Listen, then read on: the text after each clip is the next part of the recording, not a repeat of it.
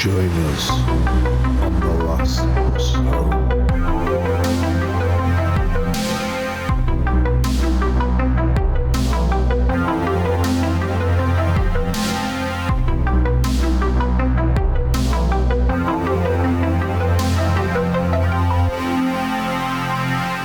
And everybody knows there's a right way and a wrong way of doing it, and that is 100% the right way to do it. Is that your opinion? Yeah, but it's the right way. It's the right opinion. Well, I'll go for that. I trust you. I trust your judgment. Well, you're still alive, so you're welcome. So, I've brought you here for a reason, Lee. You have, mate. And what is that reason? I hope you're going to tell me something very juicy. What's happening is we're going to take the bus north, and then we're going to turn right at York, and we're off all the way, and we're going to cover some Slavic monsters. Ah, nice. Very nice. And I'm, not to jump the gun, but I'm thinking these are going to be different types to, say, the ones we've covered previously, African monsters, Australian, that type of thing. Yeah. I mean, generally not as warm climates. So there's not as many dangerous animals and insects as you would find in Africa and Australia. Okay. Which is what a lot of the monsters are based around. So these we're going to find a more folklore based, Cool. which I like as well. I like a monster. I like a bit of folklore.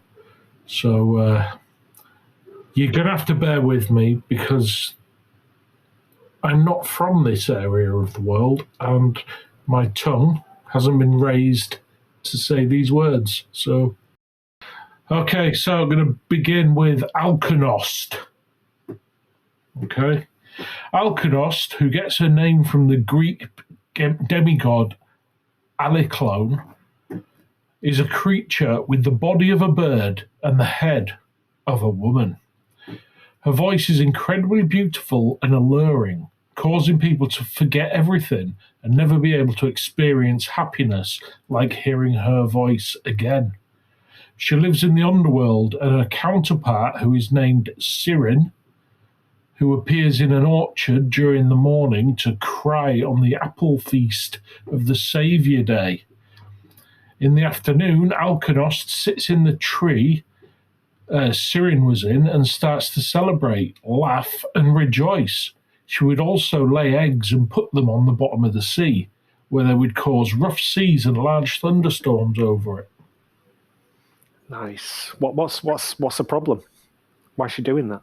I don't know what her issue is, or who makes her have eggs, because the other creatures we've covered in the past that make noises or sings and makes you forget yourself usually leads to her drawing out your egg producing matter. You would think so. Maybe like some sort of siren harpy qualities where she seems like maybe she might be a disgruntled female entity and she just wants to mess up some dudes. Yeah, she just likes ruining days. I think that's some people are just born like that. They're idiots. This is it. You do you, girl. Okay, next we've got Azdaea. Azdaea is the demonic version of Zmaj, a dragon, which is over 100 years old. Usually they have an odd number of heads, rarely 2. They spit fire, have a terrible roar, and have an evil look on their faces. So that'll be a frown and maybe a flared nostril or 3. They live in caves or mountains from which they escape, then cause eruptions or hailstorms and devour humans and cattle. They were so well known in Slavic, pagan, European, and Baltic folklore that Christianity adopted it as the perfect image for the devil. Being greedy and hungry all the time, as well as being extremely hostile to all living beings. In Serbia, it is thought that St. George killed an Azdaea. So that'll be your George and the Dragon story, but your Slavic version. Nice. So find that with a lot of folklore tales is it's like it can be a bit of an explanation for weather anomalies, which I like. It's cool. Yeah, that's pretty global as well as that. Mm. Okay, this one's a surprisingly short entry for the name of the creature, and quite possibly the most famous in this list is Baba Yaga. Yeah, I have heard of that broad. Yeah, I fought her as Lara Croft in one of the Tomb Raider games, I believe. Nice, And good work. one, I might add. Hell yeah. So Baba Yaga is a witch known in Eastern Slavic countries. In the majority of tales, she is represented as an evil being who rides either a broom or mortar, wields a pestle, scares children, and eats them. However, in select few tales, she gives her wisdom to protagonists, and she lives in a forest hut that has chicken legs. Nice. What, the hut? The hut has chicken legs. Yeah, Whoa. and you That's get to wild. fight it in Tomb Raider. Hell I yeah. can't remember which one. That's nuts. I don't know if it's got nuts. You never But know. if the hut's got legs, then I don't see why it wouldn't have nuts, I suppose. The hut's nuts. Hey. But, yeah, Baba Yaga. But also, I do believe in other parts, it's more of a bogeyman, because I know that from John Wick, because he gets called Baba Yaga. Yeah, I think Baba Yaga's definitely been taken into like popular modern day tales. But that's why I'm surprised at the short entry there, because Baba Yaga covers quite a lot. I think it's also the name of the witch in Spirited Away. That big think, yeah. Funko Pop-headed witch thing. If you ask me what would be a standard witch's name, I would totally go with Baba Yaga. It just seems to be like I'd go with Meg, Meg, fair play. because Meg and Mog. Ah, Meg and Mog, yeah. Yeah. Good stuff. Yeah. But yeah, a lot of time for Baba Yaga. But I think, like you said, there's probably a shitload of information on Baba Yaga. It could be an episode in itself. We're just giving the high-level stuff. Yeah, we're giving you the headlines. Right, next we have Babe. Okay, Babe or Babe. One ends in Y and one's ending in I, just for clarity. Yeah, Babe or Babe, similar to the bogeyman, is a night spirit used to scare children. In Russia, he is known as Babejka, and in Ukraine is known as Babejko. He is described as a pitch black, old, crooked man who carries around a bag and a cane. He is also depicted with physical defects which vary from tale to tale. Some of them are muteness, amputated limbs, and lameness. He kidnaps children who are misbehaving and who do not sleep. In some tales, he will watch children through their windows, tapping, scratching, or knocking on the window to scare the child. He lives in the forest, swamps, or gardens. He sounds messed up. Can you imagine like some deformed dude with like missing limbs and maybe messed up face just tapping at your window? No thanks. But he's pitch black. So a shadow person is scary enough, but a malformed shadow person coming limping into the room. That's nightmarish. Horrific. F that. Yeah, I'm not keen on that. Nope. So yeah, Babe, no thank you. Yeah, move on, walk on, kick rocks. Okay, next we have, got a theme, Baba Roga. Not to be mistaken with Baba Yaga, ! Is a creature known among southern Slavs. She is represented as a very ugly, hunchbacked old woman with a horn on her head, and in some tales, iron teeth. She lives in dark caves, and according to folk tales, Baba Roga likes to steal naughty children and bring them to her lair. So there's a theme, right? There's a theme. We've got a kiddie snatching theme. I was going to say, the poor Slovaks, they need to really watch the kids. Well, it seems to me they've got old people stealing children. Yeah, It seems to be a problem. it's messed up. Yeah. Okay, moving on. We've got Balachko. Okay, Balachko is a three-headed giant from Serbian tales. From one head, he could spit fire. From the second head, he could breathe cold wind. And when he depleted his magical weapons, he was very easy to kill. He was under the rule of Mihailo, the king of Ledane or Ledani, and he was killed by the Serbian hero Milos Vodjinovic, which he tried to when he tried to kidnap Princess Roxanda, the bride of the Tsar Dusan. This tale was told in the Serbian epic poem Tsar Dusan's Wedding. He was referred to as a voivode. There's no description of a voivode, so I reckon we're going to get one of them later in a list, in another one. So, yeah, this guy had three heads. One of them could spit fire, one could breathe cold wind, and we don't have really a special move for the third head. So maybe the third head just does normal stuff like talking, sneezing, smiling, thinking, Yeah, man. Thinks about putting the tea on and stuff. Just standard stuff. If you got two heads doing mad shit, you need one head taking care of the spreadsheets. Do you know what I'm saying? The admin head. Yeah. Yeah, definitely. So, yeah, that's your three-headed Balachko there. Nice. Okay, next we got Bork, or Bauk. These are like Eastern European metal bands. I'm loving it. But no, we got Bork, B-A-U-K. Was a creature from southern Slavic beliefs, especially from Serbian beliefs. Parents used to scare children with him. The word baljati is used to describe when somebody walks weirdly, which originates from Bork. Bork walked weirdly and lived in dark places, in holes or abandoned houses, from where he preys upon humans and eats them.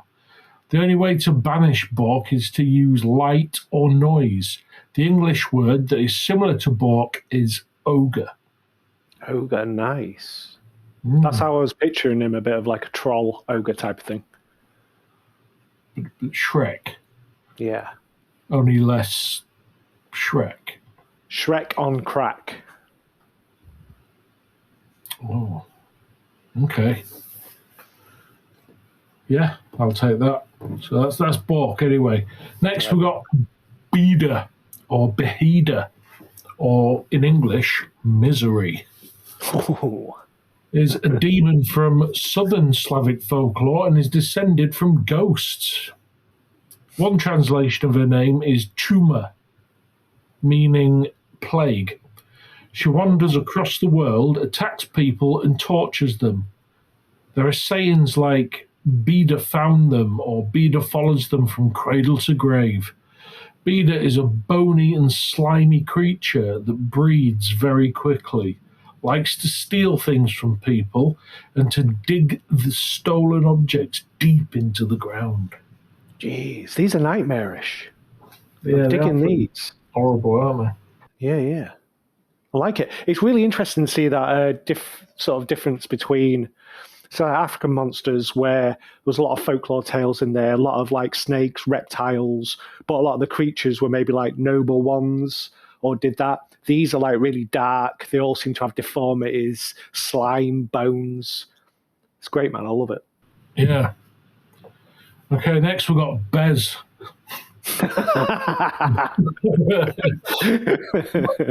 Yeah.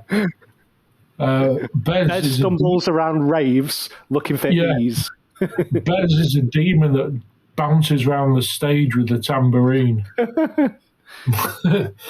No, all right, Bez, this is with an S. is a demon from Serbian folk tales. Its name in English is literally anger. Nice. They like to possess people and animals, causing them to feel extreme rage. Bez is evoked when somebody threads on Sunday or spits on fire. That'll teach you for threading on a Sunday. I mean, it's the Lord's Day. You save threading for Friday night, my friend. That's what you will do with your tambourine. Right, then we've got the next one, which is Bezomar. Bezomar is a demon that is connected to disgust and hatred that had similarities with the werewolf or vampire. Sometimes historians make Bezomar for the two, saying that it's just another name for the same demon. Its name is made up of and comes from Bez, which is anger and rage, and with Mora, which is torture and death. So Bezomar would be angry torture or rage death. More black metal bands there. Yeah. And some historians say that Bezomar is king of all Bez spirits, which some say there's another name for Chernobog.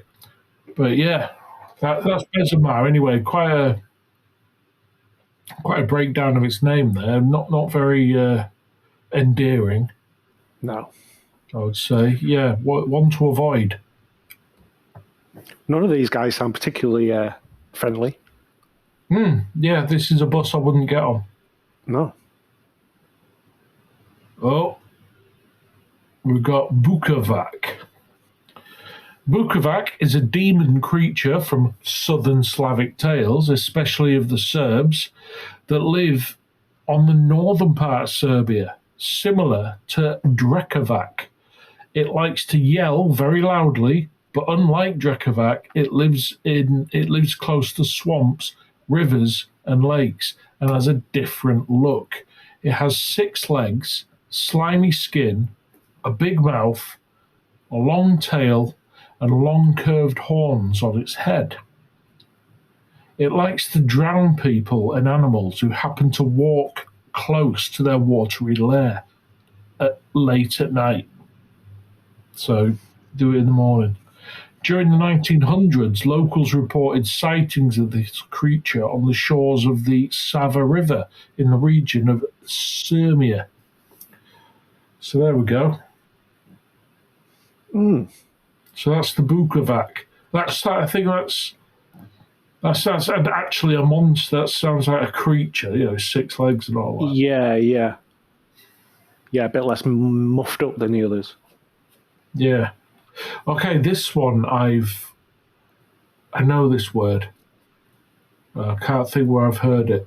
Oh, yes, it actually says it in the description. So this one's a chort. Chort is a demon from Russian folklore whose name passed into similar worded Russian swearing, which is chort, which means damn. That's probably evolved a bit now. Yeah. It is usually represented as human with goat's hind legs, a long tail, and goat's horns, known to bring misery to anybody that it encounters or to destroy their property. Its look is adapted into Christianity for devil, and it appears as one of the monsters in the Witcher 3 game. Ah, nice.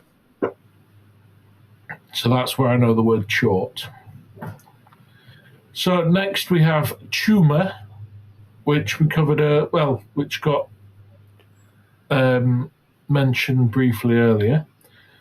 Tumor with a CH, not a T, Right. is the embodiment of the Black Death disease from Serbian folk tales. According to them, it is represented as an ugly old woman with big eyes and messy hair. Tumor appeared at night from the attic or chimney carrying a clay bowl with arrows. People tended to wash their dishes before sleep because Tumor had a habit of scratching them with her dirty nails and to poison them. That's kind of creepy. Messed up. Oh, it's grabby. That's what that is. How you get the shits. Pretty much. Bro, this one's a short one. Okay, we've got Denitsa. Denitsa is a Slavic name for Venus, for the Venus planet, which could be seen as a morning star that calls upon the dawn. In folktales, it is represented as a sister of the sun or moon, sometimes even as a daughter of the sun. And that's it. We've got nothing monstrous about anything there. It's just the daughter of the sun or the moon. Fair play. So we've got Domovoy, or Domovoy with an I, Domovic, or Matsic. It's a house spirit known in all Slavic countries. He is a forlorn character, and his stifled sobs are heard when the house creaks and groans in the night. Represented as a tiny, middle-aged man with a fur cloak and sometimes depicted as a hunchback that looks like a bundle of hay. He guarded houses and cared for cattle, and therefore is connected with the god Veles. He could transform into a dog, cat, cow, snake, or frog. And he lived often in the corner close to the hearth, in the attic, or in the garden. He could be heard, but it was dangerous to be seen. If the residents of the home didn't bring tribute to him in the form of bread or wheat, he abandoned their home and caused sickness of the inhabitants and cattle.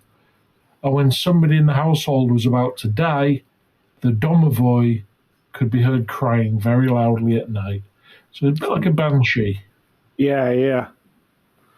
Again, very creepy.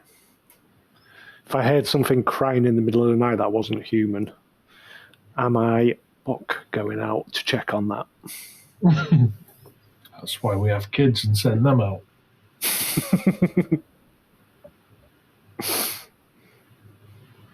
And then, if they get hurt, we tell, well, we told you not to go out. We told you about these monsters. Yep. If they don't come back, you just tell the police they were threading on a Sunday. There's not a lot you can do about it. I'll have you know, my boys don't even know the meaning of threading. You taught it well. That I know of. Yeah. Well, they don't use the word threading in front of me. Right. So we got Drekovac.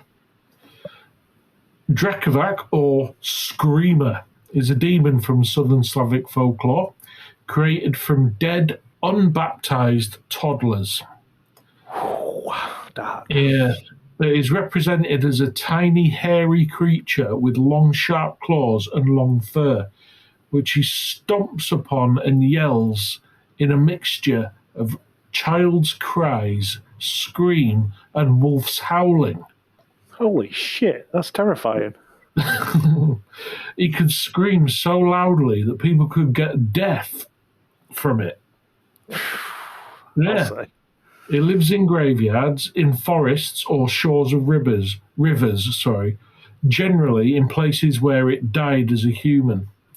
If a human approaches him, he could jump on their back and force them to run until the first calls of the rooster. If the human resists Drekovac, their face could be shredded with claws. Drekovac is afraid of light and dogs. Drekovac is commonly sighted in the forests of Mount Zlatibor in Serbia. Holy cow. That is horrible, too. Yeah, that's horrible. That's not a creature I'd like to come across. Messed up. I pictured almost like a golem type creature, something little and ratty with long black hair. Yeah, that's not ideal. Nope. Okay, next we have the Gamion. The Gamion is a prophetic bird from Eastern Slavic folklore. Pretty much like Alkonost and Sirin, she is imagined as a large bird with the head of a beautiful woman who lives close to Iri. As the messenger of the god Veles, she spread her divine messages and prophecies to everybody who could hear her. She knew everything about creation of sky and earth, gods, heroes, creatures, animals, and birds. And when she flies from the east, she can bring deadly storms. I wouldn't say similar to Alknost. I would say exactly the same as Alknost. Yeah. Yeah, that's Gabion. That's probably just a regional difference, to be fair. Or maybe just another chapter of the same group. Who knows? Right, this one. Right, this is another Slavic monster here, known as German. Right. Spelled German. I think it's a coincidental spelling, but the German is a creature from southern Slavic folklore tied to weather. It could cause hailstorms, rain, and thunderstorms. People used to create little figures out of clay to evoke rain during summer solstice or Kupala celebration. So the personification is of storms, I think, is German. Storms. What? I don't suppose it gave a rough kind of date around that, because I'm wondering if it was taken from anything or. No. I'm guessing about around Middle Times. Right, because it's when folklore was like law. Yeah. Yeah. Right, this one, I know this word as well. We've got Kikimora. I've heard of that one. So Kikimora is a female house spirit that is known in Eastern Slavic countries. There are two different kinds of Kikimoras. The one that comes from the house is married to the domovoi, and the other one comes from the swamp and is married to Leshy. It is said that she can be identified by her wet footprints. When home builders wanted to cause harm to someone buying a house, they would bring in Kikimora. Once she is inside it, it is difficult to get her to leave. Her role in the house is juxtaposed with Domovoi and is usually bad in comparison with him. She lives in the cellar and behind the stove and produces noises similar to mice. She scares naughty children and sometimes could be seen spinning thread in the cellar. Oh, so Kikimora threads. Oh, we got a thread spinner. We've got a threader. Oi, Kikimori, I won't like to be you on a Sunday, babe, because you're getting messed up. Threader alert. Damn thread. Yeah, I wonder what Domovoi thinks of that. His missus is a threader. I bet he's livid. Pissed off. What have I told that bitch about threading on a Sunday? She fucking does it anyway.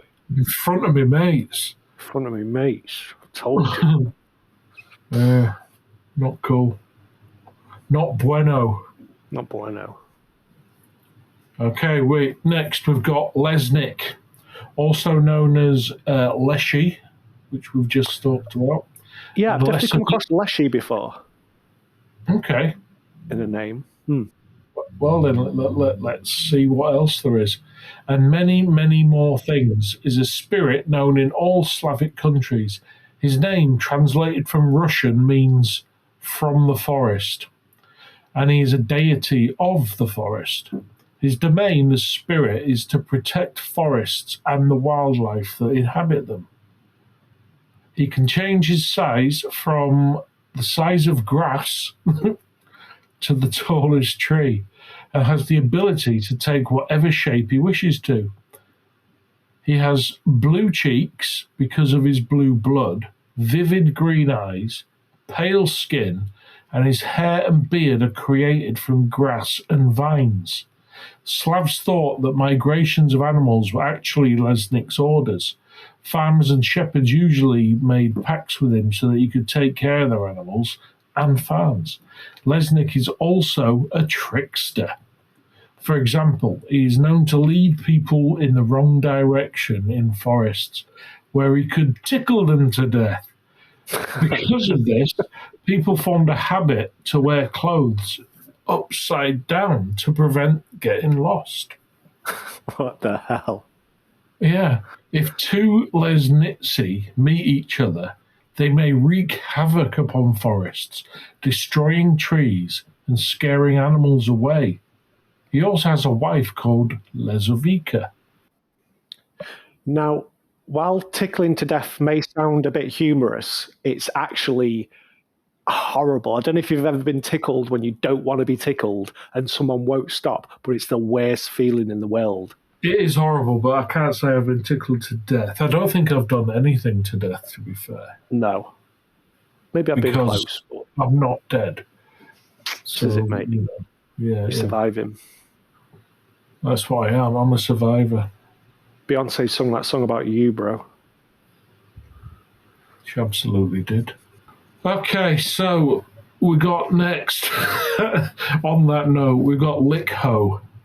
Okay. Hell yeah. Freudian. But yeah, Lickho is a demon of misfortune known in all Slavic countries. She is represented as an old, skinny woman with one eye who is wearing black clothing. She is usually found in fairy tales. So there we go. Again, That's not Lickho. pleasant. Not a pleasant entity. None of them are particularly easy on the eye. No. They're not aesthetically pleasing. But why would you if you're a monster? Well, right, I'll talk about this in a bit. And don't forget our African Monsters episode where I'm sure there was like some serpents where they were like rainbow colour and things that were generally more like probably classed as pretty like angelic. But these are all like those They're all grim, horrendous. long-haired, greasy monsters that crawl out of the well, and I bloody love it. The thing is, right, from an evolutionary stance, if these things are out to catch and eat children, which most of them seem to be, why would they be so scary? Why not look more appealing to attract, like a flower attracts a bee? Like Pennywise, appear as a clown, get some dumb little shit to wander over and ask for a balloon, and you eat his face. Exactly. So why make yourself all minging Messed up. when you could probably get way more children to eat, that is, when when they want to come and see you. Anyway, who knows? Right, and finally, this is our final one. We've got the Milonitsi, the demons of plague, known in all Slavic countries. Their name in English would be merciful ones, and Slavs called them like that because they wanted to appease them and to avoid plague that they bring.